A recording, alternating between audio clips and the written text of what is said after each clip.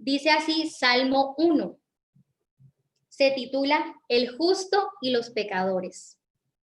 Bienaventurado el varón que no anduvo en consejo de malos, ni estuvo en camino de pecadores, ni en silla de escarnecedores se ha sentado, sino que en la ley de Jehová está su delicia, y en su ley medita día y de noche.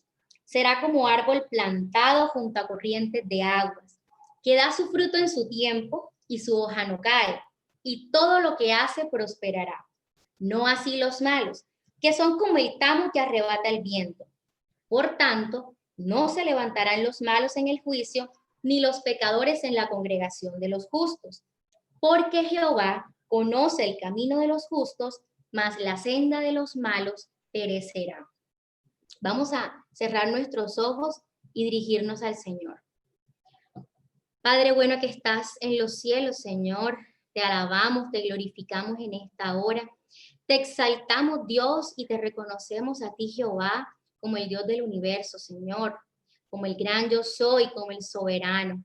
Hemos creído en ti, Señor, y por esa obra maravillosa que has hecho tú en nuestras vidas, estamos aquí delante de tu presencia, Señor, reunidos con los medios que tú has provisto, Padre, a través de la virtualidad y en medio de circunstancias, algunas más adversas que otras, en cada una de las familias que estamos aquí, Señor, pero entendiendo, Padre, que somos tus hijos y que tú eres, por sobre todas las cosas, Señor, nuestro Creador y nuestro Padre Celestial. Estamos delante de tu presencia, Señor, dándote gracias por este día, por la salud que nos has permitido, por la familia que nos has regalado, Señor. Gracias, Padre, por nuestra iglesia manantial de vida. Gracias, Señor, porque en este mes podemos afirmar y confirmar, Señor, el conocimiento que viene de tu parte a través de las Sagradas Escrituras. En este mes de octubre, Señor, que conmemoramos el mes de la Biblia, en donde reconocemos este valor tan importante que tiene el libro que tú has dejado para guiar nuestras vidas, Señor. Permite que seamos demasiado intencionales. Permite, Señor, que seamos muy conscientes de la necesidad que tenemos de beber de ti, Señor, de ser llenos de tu palabra, para que se cumplan todas las maravillosas promesas que tú tienes para cada uno de nosotros. Padre, no tenemos nada, Señor, digno que pudiéramos ofrecerte. Solamente, Señor, hemos aceptado a Cristo como nuestro Salvador. Solamente, Señor, nos hemos arrepentido de nuestros pecados y hemos entendido que separados de ti nada podemos hacer. Por eso te pedimos en tu infinita misericordia, Señor, que nos aceptes delante de tu presencia, que mires nuestras vidas en esta hora y nos des la palabra que cada uno de nosotros necesitamos, Señor, para seguir en este viaje y en esta vida terrenal, Señor. Danos, Padre Santo, la concentración que necesitamos y pon en nosotros el deleite, como dice tu palabra, Señor, en meditar en tu ley, en tus sagradas enseñanzas. Para siempre y por siempre, Señor, tú eres digno de toda la gloria. Y realizamos esta oración en el nombre del Padre, del Hijo y del Espíritu Santo, y en Jesús, que murió por nuestros pecados. Amén y amén. Bueno, hermanos, este es un salmo que realmente nos introduce y nos lleva a la esencia de lo que es la ley de Jehová, de lo que significa la palabra de Dios. Y así se titula el sermón en esta mañana, la palabra de Dios. Y de todos los títulos que tiene la Biblia, el que más me gusta, con el que más me identifico, es decir, la palabra de Dios, porque expresa exactamente la revelación de la voluntad de Dios para la humanidad. ¿Y quién es Dios? Dios es ese gran yo soy, como Él se definió. En Él hemos creído por fe y a Él lo seguimos por convicción de su existencia. Pero un dato importante que me parece interesante mencionar es que, ¿por qué octubre de todos los meses del año? Por lo menos hay dos explicaciones que usted puede encontrar de por qué lo que tanto la Iglesia Católica como la Iglesia Rama Evangélica Protestante conmemoran el mes de la Biblia. Se debe inicialmente a que en 1569 se terminó de imprimir la última hojita a principios del mes de octubre, de la Biblia del Oso, que fue la primera Biblia escrita completamente en español. Y se llamaba la Biblia del Oso, yo creo que ustedes conocen la historia, porque en su portada tenía un oso comiendo miel de un panal. Y esta Biblia totalmente en español fue tomada por Casiodoro de Reina y revisada por Cipriano de Valera, que es la versión que todos nosotros hoy, seguramente todos los días, escudriñamos y leemos para ser alimentados de la palabra de Dios. Es la primera explicación. La otra explicación, que también va un poco más acorde con la doctrina que nos identifica a todos los que estamos aquí conectados, es que se conmemora el aniversario de la Reforma Protestante.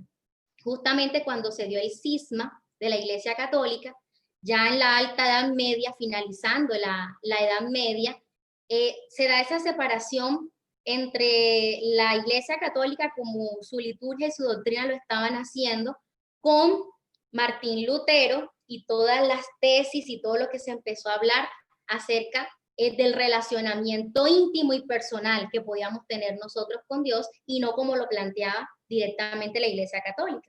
Entonces, ahí les dejo esas dos explicaciones para introducirnos en este tema. Cuando pensamos en las Sagradas Escrituras, viene a mí una reflexión bien interesante, porque el mundo en el sentido espiritual que nosotros le llamamos mundo, se debate todos los días, pienso yo, o constantemente, entre la autenticidad de ese libro. Y hay algunos estudios a favor desde la ciencia que sí, que reafirman que efectivamente todos los milagros que están en la Biblia se dieron, hay prueba, evidencia científica, como hay cantidades de estudios científicos que están en contra de la autenticidad de este sagrado libro. Pero para nosotros no hay discusión, no existe esa discusión que se da desde la ciencia, no porque esto lo tengamos arraigado como una ideología, que es una forma de pensar o de ver la vida, sino producto, mis hermanos, de una experiencia personal de fe que cada uno de nosotros hemos tenido y por la cual le damos valor y por la cual esta Biblia habla a nosotros. Pero, ¿cómo se produce esta experiencia personal de fe en nuestras vidas? El Salmo primero nos da como un proceso o una secuencia lógica que los invito a estar atentos en cómo quisiera estructurarles o presentarles las tres temáticas. Si nosotros tomamos los primeros dos versículos, pudiéramos subtitular esta primera parte bajo el tema: el estudio de la palabra de Dios es la fuente de consejo y sabiduría del cristiano. Entonces, en esta primera parte, tomemos estos dos versículos que son introductorios, pero que recogen toda la idea central de este salmo. Yo lo quiero leer en la versión Reina Valera contemporánea, que dice: bienaventurado el hombre que no anda en compañía de malvados, ni se detiene a hablar con pecadores, ni se sienta a conversar con blasfemos, que por el contrario se deleita en la ley del Señor y día y noche medita en ella. Esos son los dos primeros versículos. Yo creo que leyéndolo con este conector que inicia el versículo 2, que es que por el contrario se deleita en la ley del Señor, ya podemos entender algo. Cuando nosotros en este proceso de fe le damos valor a lo que dice la Biblia para nosotros, entendemos que es la única fuente, que es la fuente real, verdadera e inagotable de consejo y sabiduría para dirigir nuestras vidas, para tomar decisiones, para consolidar ideas y pensamientos frente a la vida, frente a la familia, frente a la sociedad. Y este pasaje se caracteriza porque cada dos versículos nos pone una idea y nos contrapone otra. Entonces, esta primera idea nos da a entender que serán felices, completamente dichosos, aquellos que van primeramente a la fuente de la palabra de Dios y no se pierden buscando el consejo que hay en el mundo. Es decir, muchos van al mundo a leer el libro del mundo para mirar cómo tomar decisiones o cómo comportarse. Pero el Señor nos invita en esta bienaventuranza con la que inicia el Salmo a enfocar nuestra voluntad de aprender en lo que dice la palabra, no en lo que plantea el mundo. Pero ¿qué es meditar la palabra de Dios? ¿Y por qué suena tan bonito cuando dice y se deleita? Y a mí cuando leo esa frase me genera como una sensación muy agradable. Se deleita en la ley del Señor y día y noche medita en ella. Básicamente estudiarla, interiorizarla, no solamente leerla, es ser intencionales, llevando cada situación de nuestra vida a la enseñanza de Dios para nosotros. Es si estoy pasando por un proceso familiar o por un proceso personal, es tomar mi circunstancia particular y de manera intencional buscar lo que dice el Señor para mí en su palabra, porque ahí dejó Él todas las respuestas. Pero algo interesante es que cuando hablamos en términos teológicos del estudio de la Biblia, surge precisamente esa discusión que tenía Lutero con la Iglesia Católica. Y es, lo que pasa es que tanto la lectura como la escucha del texto sagrado está reservado para cierta clase social, para reyes o para el clero. Y de ninguna manera esto es así. Esto fue básico en esa discusión que se presentó en la Reforma Protestante. Y aunque sí es importante el ejercicio racional que nosotros hacemos sobre la Biblia, cuando le ponemos nuestra mente y toda nuestra atención, no es cierto que solo aquellas personas que tengan un grado en teología o un mínimo grado académico de cualquier cosa o una formación académica sean los únicos capaces de meditar, como dice el texto, entender y comprender lo que dice la palabra de Dios, de ninguna manera. Precisamente esto es un principio teológico que se llama de perspicuidad de las escrituras o claridad de la Biblia. El principio de perspicuidad de las escrituras nos dice que la Biblia en sí misma es clara, que la Biblia está revelada tal cual es en la textualidad de su escritura. Pero obviamente, conocer los tres idiomas, el hebreo, el arameo y el griego, en el que fueron escritos los diferentes libros que conforman la Biblia, es importante. Y desde luego conocer el contexto histórico desde el cual se hizo cada texto es importante para el establecimiento doctrinal de la Iglesia.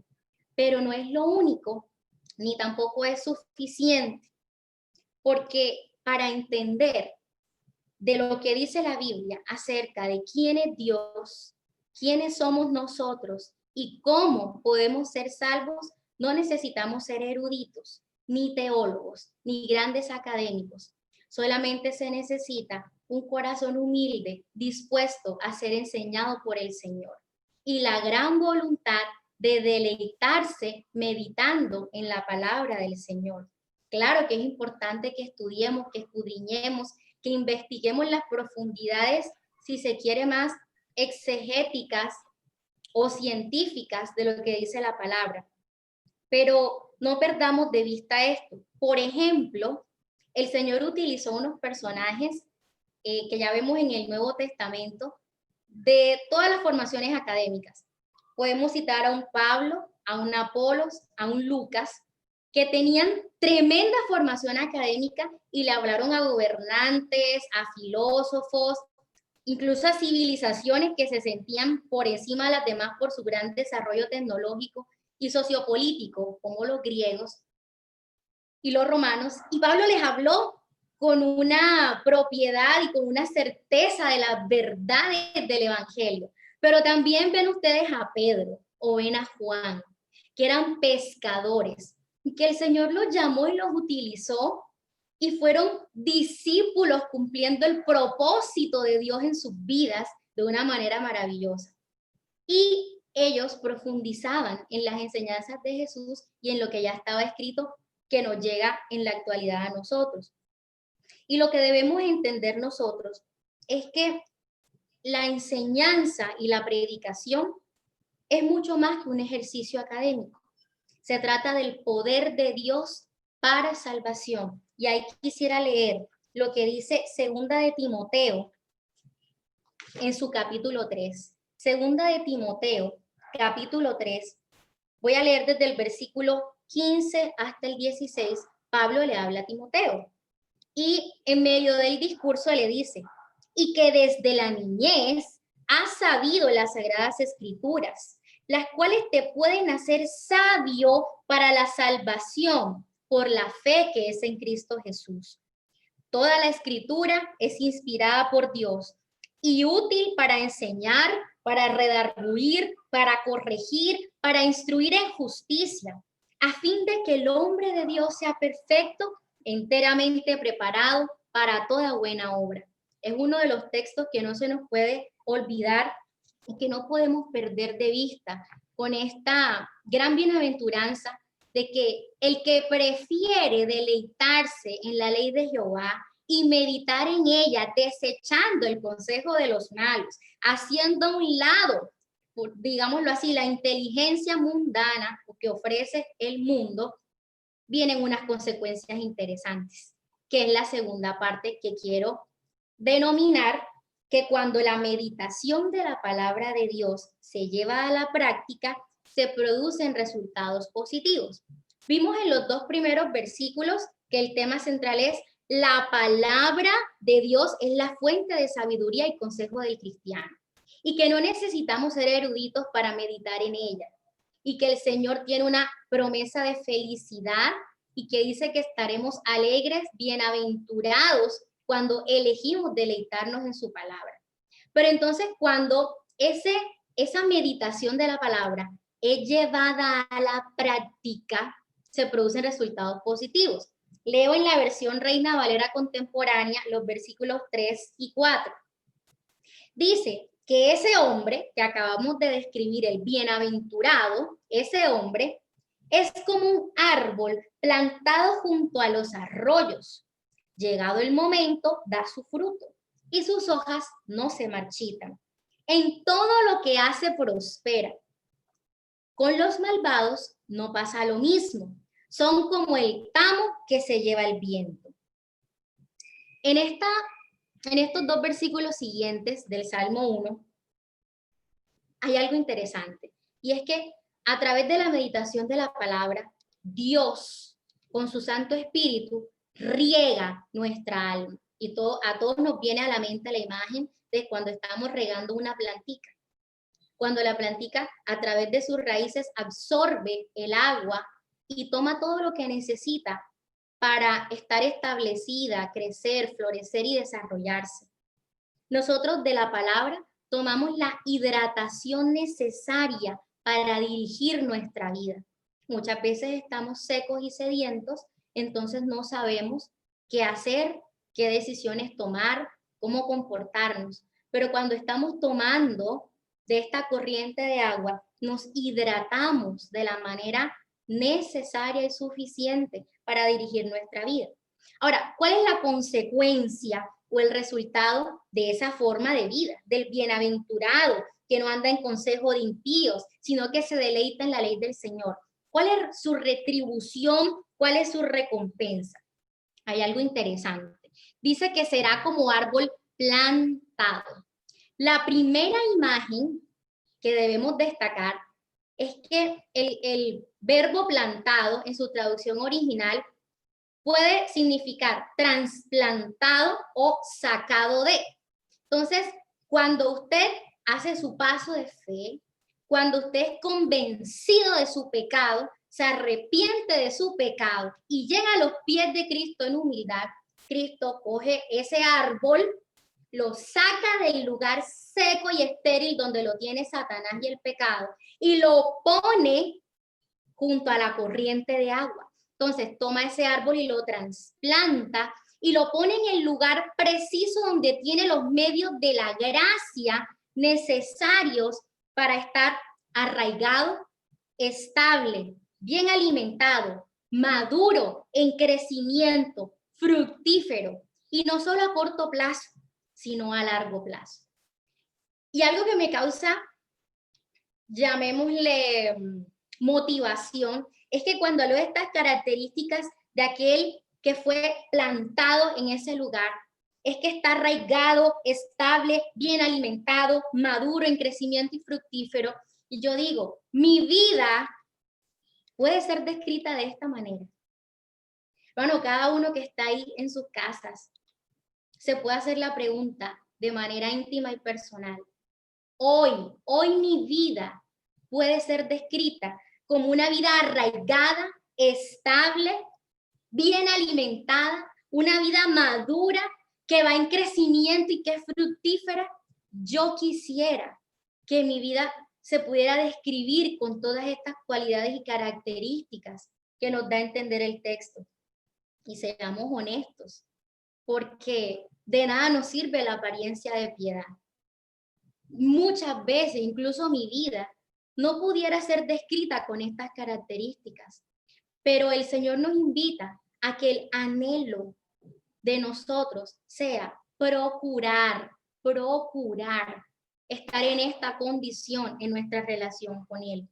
Pero después de decir que es un árbol plantado en esa corriente, en donde bebe de esa fuente de la vida eterna por la gracia, porque fue salvo por gracia, trasplantado y puesto en ese sitio por gracia, vienen tres frases descriptivas poderosas, que creo que a mí de hoy en adelante no se me van a olvidar, porque dice que da su fruto en su tiempo, que su hoja no cae y que todo lo que hace prosperará. Y esto es poderoso, porque cuando dice en la primera parte que da su fruto en su tiempo, nos da a entender que hay un proceso.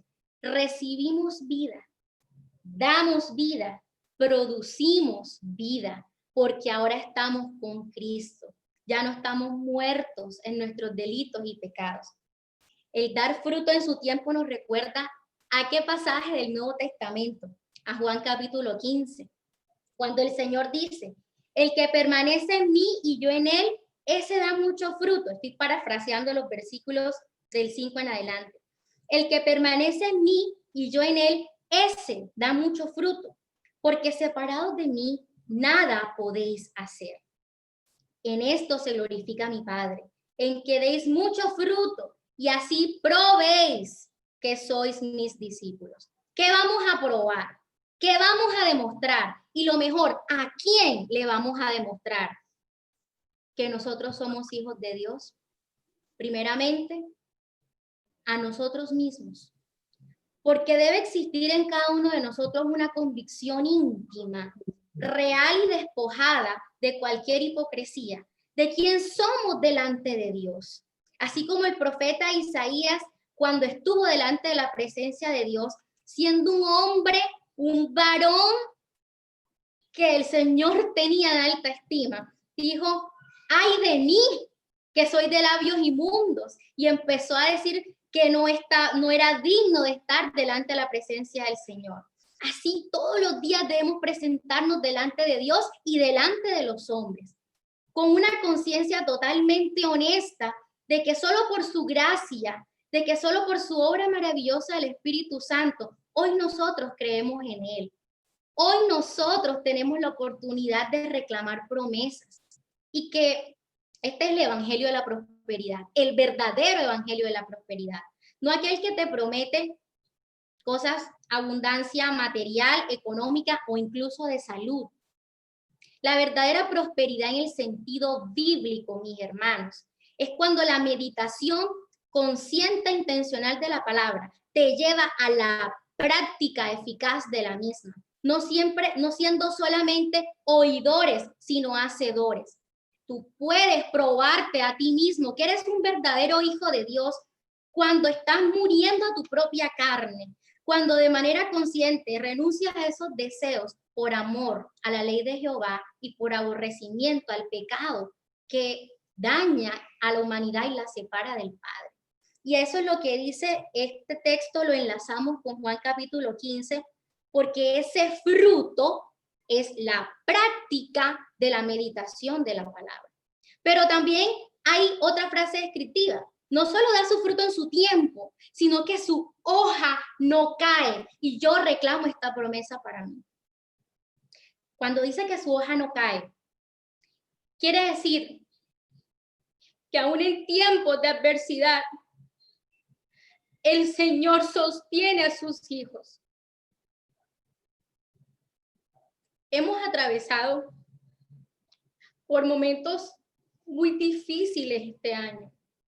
Quizás unos han gozado de trabajo, pero han tenido exceso de carga laboral. Otros no hemos o no han tenido trabajo y han tenido exceso de deudas.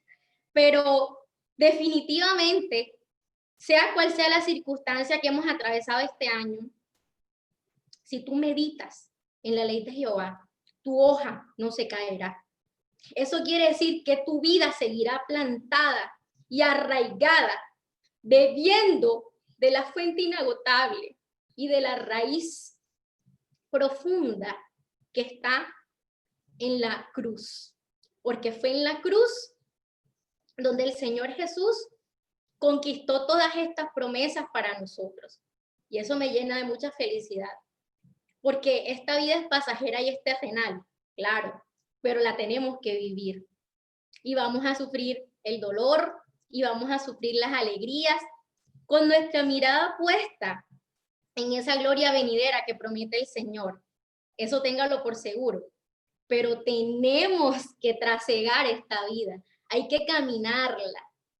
Hay que disfrutarla. Y sobre todo, tenemos que cumplir el propósito de Dios para cada uno de nosotros. A eso nos lleva la meditación de la palabra.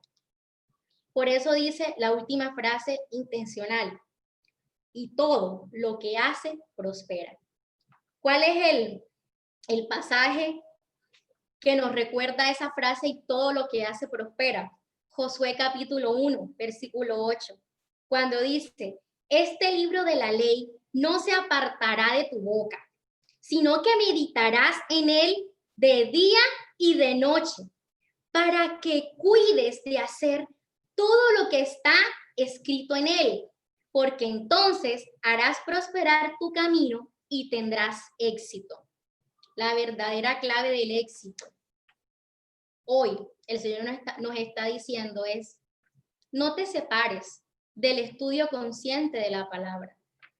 No te alejes de la meditación de la palabra, porque esto es provechoso para tu alma. Y además de ser provechoso para tu alma, el mejor resultado, el resultado más positivo, como dicen los últimos 2 versículos de este pasaje, es alcanzar perdón y salvación. La primera parte, los primeros 2 versículos, decíamos que el estudio o la meditación de la palabra es la fuente de sabiduría y consejo del cristiano. Que esa meditación, cuando es llevada a la práctica, produce resultados positivos, descritos exactamente en el versículo 3. Y en ese versículo 3 dice, no así los malos. Se me olvidaba decir la idea contraria. Cuando dice, no así los malos, es la imagen opuesta de que no tienen raíces, son un tamo, una bolita de esas que están rodantes en el desierto que arrebata el viento. No tienen a quién acudir, no tienen en dónde permanecer estables en tiempos de adversidad. Por eso es la idea contraria a lo que está describiendo el versículo 3. No así los malos, que son como el tamo que arrebata el viento. No tienen de dónde hidratarse y no tienen de dónde tomar los nutrientes necesarios para establecer su vida. El que desecha el consejo de Jehová, el que le da la espalda a la verdad de salvación que está escrita en la palabra. Y la tercera idea que recogen los últimos 2 versículos es que precisamente el resultado más positivo o el mejor resultado de la meditación de la palabra para todos los hombres es alcanzar perdón y salvación. Como dice Juan 5:39, escudriñad las escrituras porque en ellas os parece que encontráis la vida eterna. Y dice la versión de la Nueva Traducción Viviente, versículos 5 y 6. Serán condenados cuando llegue el juicio. Los pecadores no tendrán lugar entre los justos, pues el Señor cuida el sendero de los justos, pero la senda de los malos lleva a la destrucción. Y después que describe a este personaje bienaventurado, este personaje que seguramente va a ser feliz al deleitarse en la meditación de la palabra, porque lleva fruto, porque se sostiene en tiempos de adversidad, porque prospera en todo lo que hace, tiene la garantía, y nosotros hoy tenemos la garantía de que Jehová cuida nuestra senda.